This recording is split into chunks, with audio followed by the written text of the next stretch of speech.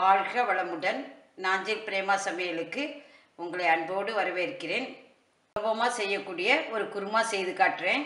சப்பாத்திக்கு இது ரொம்ப மேட்சாக இருக்கும். 3 தக்காளி போட்டிருக்கேன்.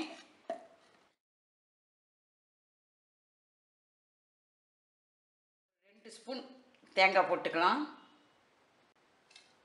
ஒரு 5 முந்திரி பருப்பு போட்டு இதை நல்லா விழுதாக அரைச்சிக்கலாம். கொஞ்சம் தண்ணி விட்டு அரைச்சிக்கலாம். இதை நான் அரைச்சாச்சு. இப்போ நம்ம வெங்காயம்லாம் வதக்கிடலாம். ஒரு 2 ஸ்பூன் எண்ணெய் விட்டுக்கலாம். சோம்பு, ஜீரகம்,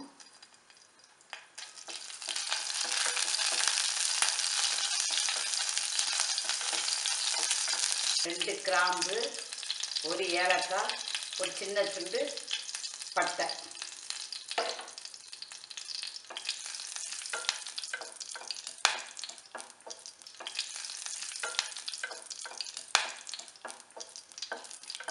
வெங்காயம்,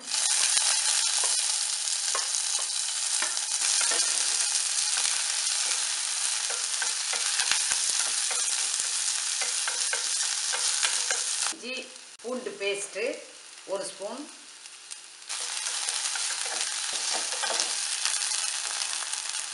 பச்சை மிளகாய்,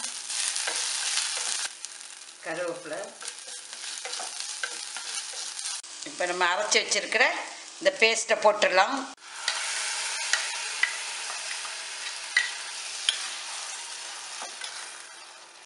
இந்த மிக்ஸி கழுவுன தண்ணியும் விட்டுடலாம். கொஞ்சம் மஞ்சள் பொடி, கொஞ்சம் வத்தல் பொடி, 1.5 ஸ்பூன், இது 1.5 ஸ்பூன் தனியா பொடி.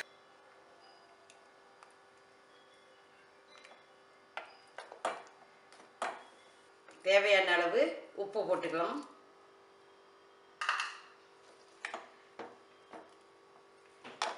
இது கொஞ்சம் தண்ணி விட்டுக்கலாம். ரொம்ப கட்டியாக இருக்குது. கொஞ்சம் தண்ணி விட்டுக்கலாம். இந்த குக்கரை மூடி வச்சிடலாம். ஒரு 2 விசில் வரட்டும். தீயை கொஞ்சம் கம்மி பண்ணிக்கங்க, இல்லாட்டினா கொஞ்சம் அடி பிடிச்சிரும். கொஞ்சம் இப்போ 10 நிமிஷம் ஆயிடுச்சு. நமக்கு நல்ல கட்டியாட்டு வந்திருக்கு. ஒரு 1/4 ஸ்பூன் கரம் மசாலா தூள் போட்டுக்கலாம். கொத்தமல்லி கீரை,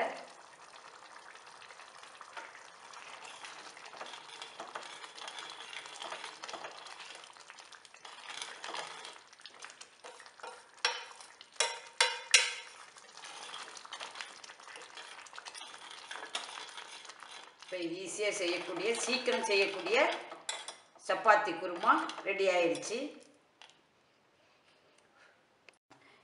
குருமா ரெடி ஆயிடுச்சு. நீங்கள் செய்து பாருங்கள். செய்து பார்த்துட்டு எப்படி இருக்குன்னு உங்கள் கருத்தை சொல்லுங்கள். லைக் பண்ணுங்கள், மறக்காமல் சப்ஸ்கிரைப் பண்ணுங்கள். தேங்க்யூ.